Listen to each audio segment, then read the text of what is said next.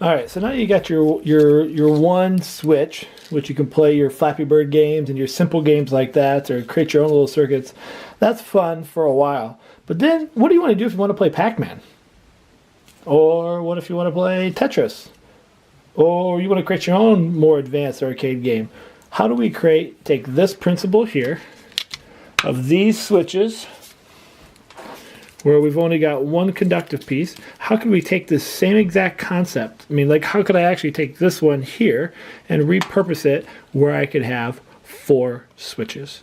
What I mean by that is I could have up, down, left, right, or however I want to code that.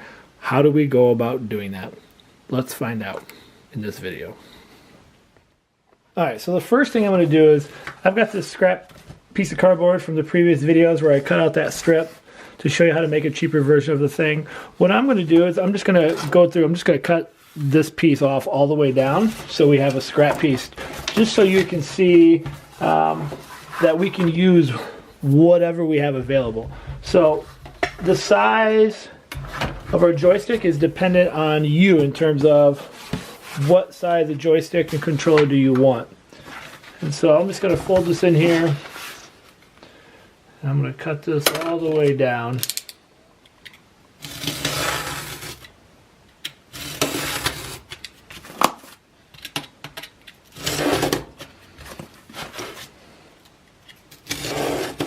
There we go. All right.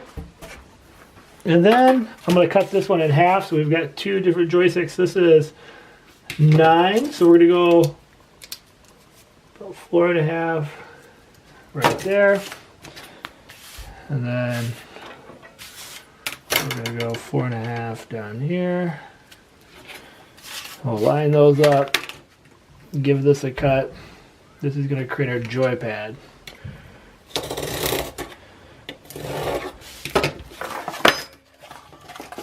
Alright, one more here.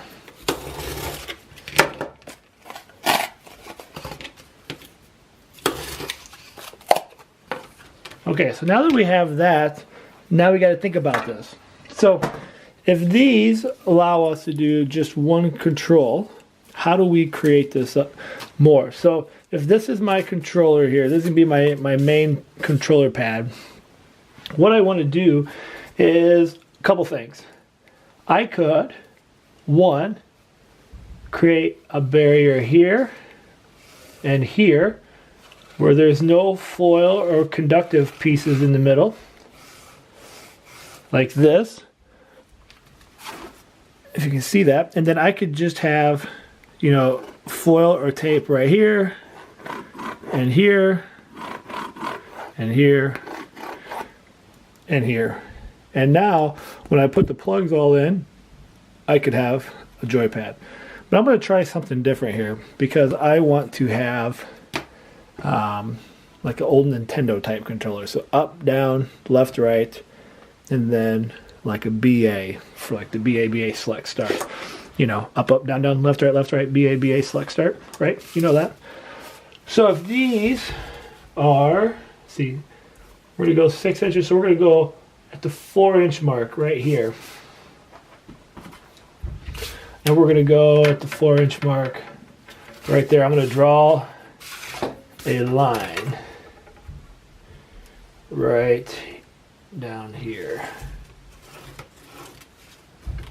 Okay. And then I know that I want to go halfway here. So this is about 4.5. Just about 4.5. So we want to go 2 1/4. Right here. And about 2 1/4 there. So I'm going to draw a line.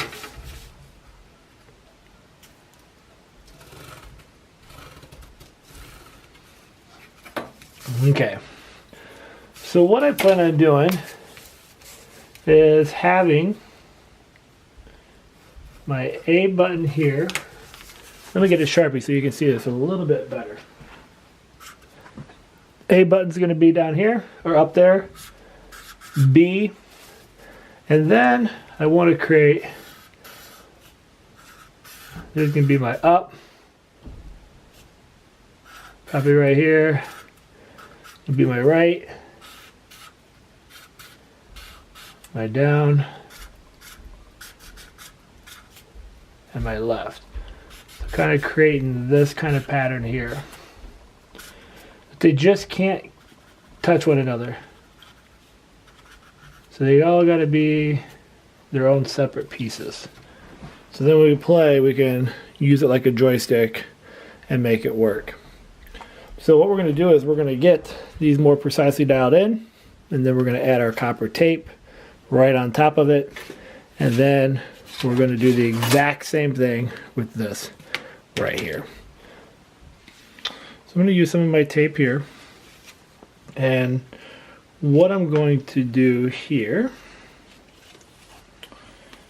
is just cut this out. So I'm going to go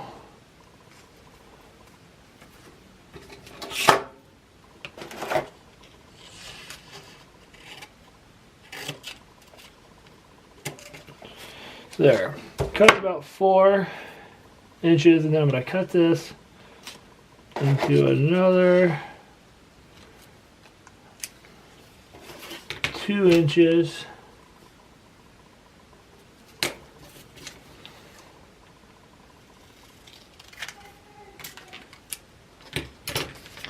And then I'm going to cut this in half one more time. I'm just going to trim this up so it's equal. It doesn't have to be precise, but at least the 4 pieces need to be as close as possible. I'll do that. There we go. That'll work. Alright. So then I'm going to go ahead and do this exact same thing again. But just because this will be for the other controller.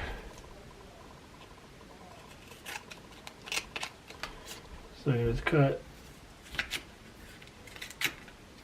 there.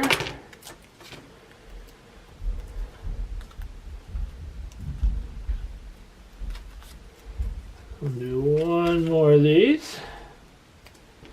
I'm going to have 8.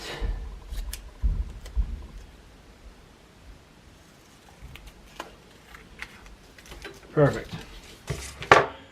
And now what I'm going to do is I'm just going to stick these pieces on. And remember I said this is not going to be precise for the sake of this video. I'm going to show you a really epic one in the next one. But we're just going to stick these triggers on.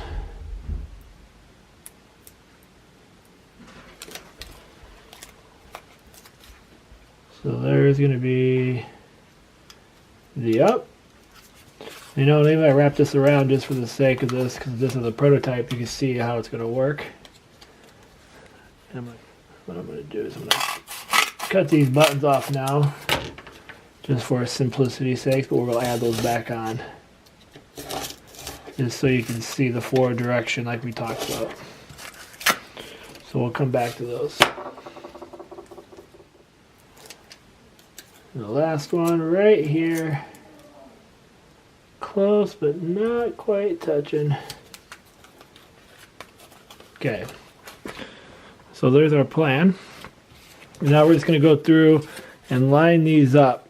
So what I'm going to do is I'm just going to take my cardboard like so. And I know I got to trim off the buttons. So we're going to trim off these buttons on this other one too. So we have the exact same shapes. Okay.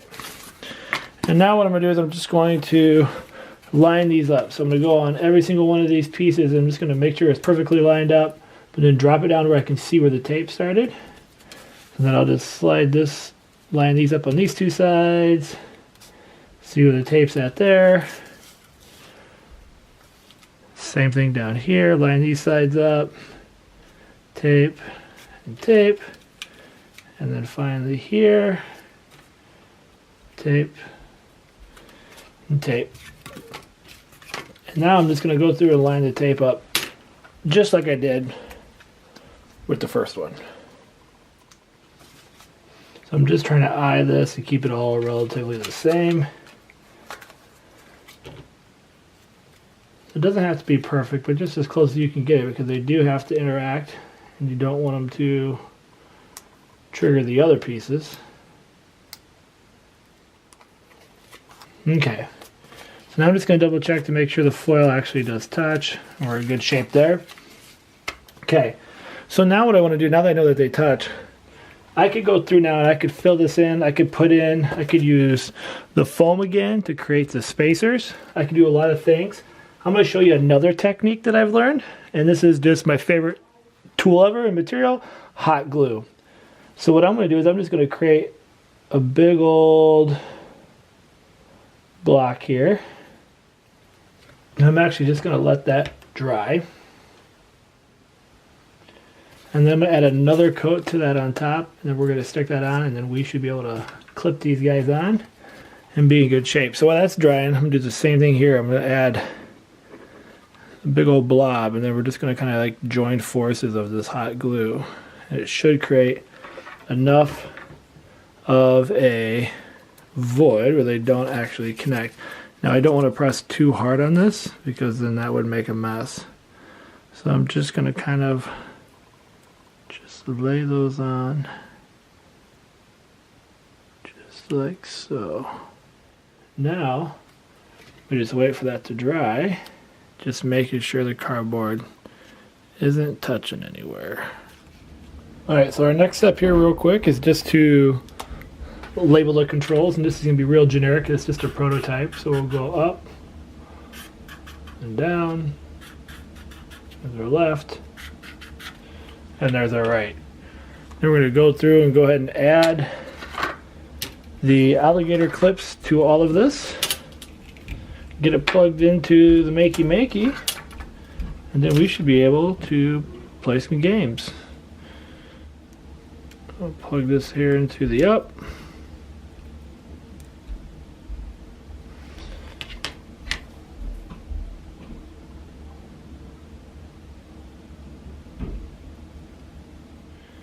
Alright, so then what we're going to do next is we're going to run at the bottom of these alligator clips to all the bottom to all the grounds. Now I could have made this controller where the cross at the bottom was just one ground, but I made it this way so you could see that we could have all these individual kind of connections. And so typically I would have just made a straight cross all the way connected, so every time we triggered it would just go to one ground. But for the sake of this tutorial I wanted you to see the possibilities, because a lot of people overlook building out all these different ground connections. They understand the up, down, the right and the left, and the numeric keys in the back of the Makey Makey, but they don't always think of that. You have all these options with the ground. So we're going to go ahead and get all these plugged in. Okay, so our next step is I just load up Pac-Man on the website. I know it's not going to be perfect for you to see, but you can see the controls. And so we'll turn the sound up and we'll see how this works.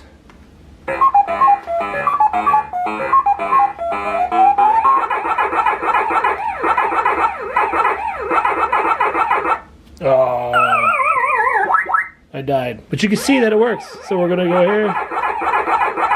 It's pretty responsive. So you can see here, one, I'm not a very good Pac-Man player.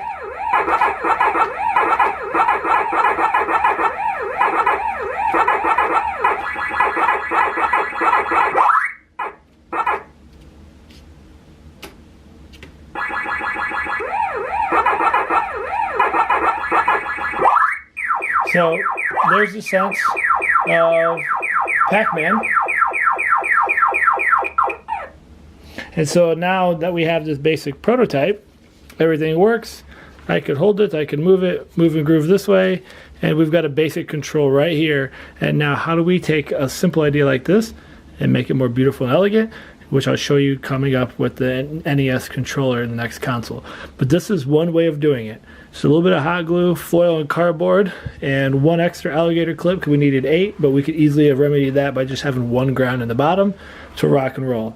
Alright guys, as you make a 4-way switch, please let me know what it looks like. I'd love to see it. And until next time, stay awesome, keep making, keep tinkering, never give up. Because the ideas in our head need to become things. Alright guys, take care.